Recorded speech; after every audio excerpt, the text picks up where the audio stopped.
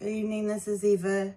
Tonight I'm going to be doing, I guess, a part 2 on King Saul and King David, since I didn't have the full information about the mental health disorders that they could possibly be suffering from, as I'm kind of doing this series inadvertently about mental illness and biblical characters. So I've always loved the story of David, so I started there, but I wanted to go back before he becomes king and sort of get the background of it.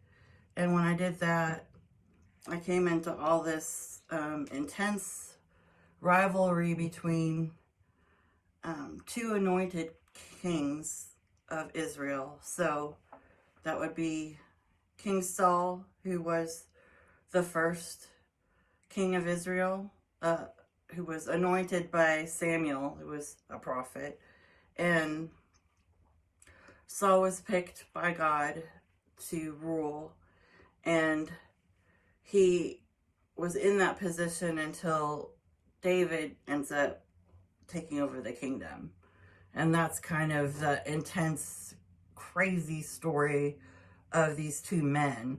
And it gets even more convoluted because Saul's favorite son is named Jonathan, and he and David become best friends.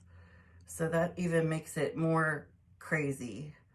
So let's see if I can start sort of at a point that is interesting. Okay, to me, I guess it starts the intense rivalry between them, which is kind of one-sided, honestly, because David really keeps honoring Saul throughout this entire process, and even after Saul is killed, and he goes to all the funeral stuff and he honors him, and he has several chances to either defend himself when Saul tries to kill him, or actually kill Saul and then take over the kingdom, because he finds him, at least in one event, completely